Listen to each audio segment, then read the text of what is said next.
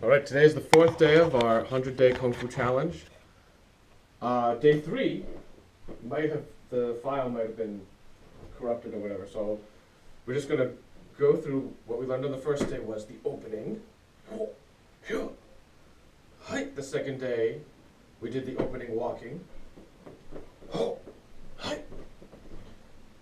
On the third day, we did some basic moves, so there was this one.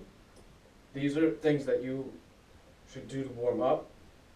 Chap Sao, Tai Jiao, Chun Kun, right? Then you do it walking. 1, 2, 3, 4, 5. Do maybe 100 of each, right? But I'm only going to do 10 here.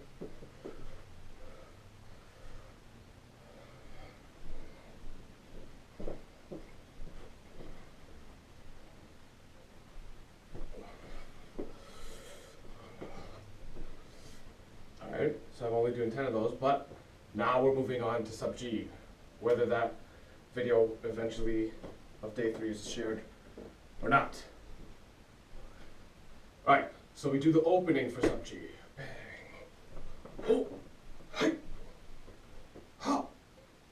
The first move is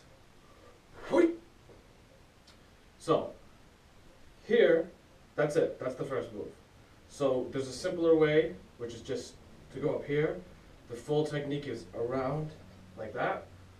The only reason why I care about showing you the full technique instead of just the simpler one is that you could practice it. You could do this like a basic move. 5, 6, 7, 8, 9, 10. Alright? And as you can see, as we talked about on day 3, we had talked about how you fire your punches from here, and how a lot of the martial arts that became more like boxing, they're like, that's not effective to learn to fire from low. I would definitely disagree with, especially firing your punch from down here, because it's more likely if you're walking that you don't want to have to put your hand up in order to throw the punch. You want to be able to throw it from there. That being said, of course, Kung Fu also has stances that are like this, where your hands are up and you are protected. All right, and we saw that stance already. So first move, all right, we're going to do the second move too. So you come up, down, and you can work on this too. Boom, boom, boom. That kind of really works out these muscles. So don't overdo it too. If you do like 100 of these, you might kind of overwork some muscles that you're not used to using.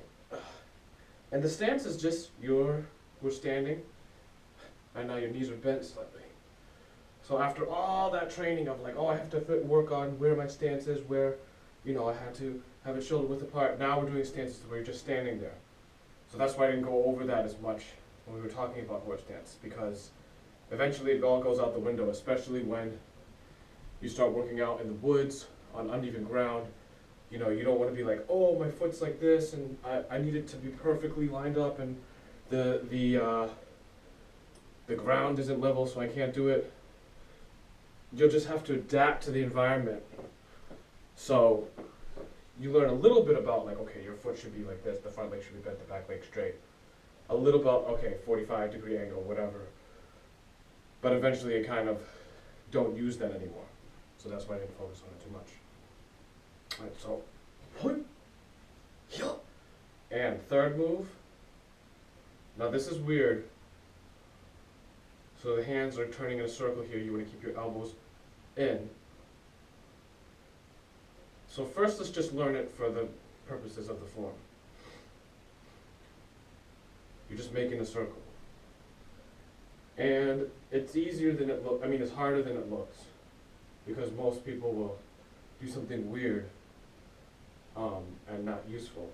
But from here, this is blocking. This is like your hands are up defensively, and from here you can throw different strikes, right? So here, and then we do is we sort of jab with this hand and then strike with the other. And you're striking like this, which is, well, a lot of, especially the kids will be like, huh? And the hands will just come out like that. Not to say that you can't strike with this, but this one fits here nicely, you know? Whereas this one would hit here. You could still do that, but bang! It's just another way to strike. And if I did it on the other side, it's like that. So then if you start playing with all these moves, right? You have the up, you have the down, right? If you play with these moves, the rest of the moves in the form will tend to come out as you experiment. And so as you learn the next moves, you'll be like, oh yeah, I was actually doing that already as I was playing with those initial moves. All right, so let's try that again. That initial sequence. So, yeah. And then putting that all together.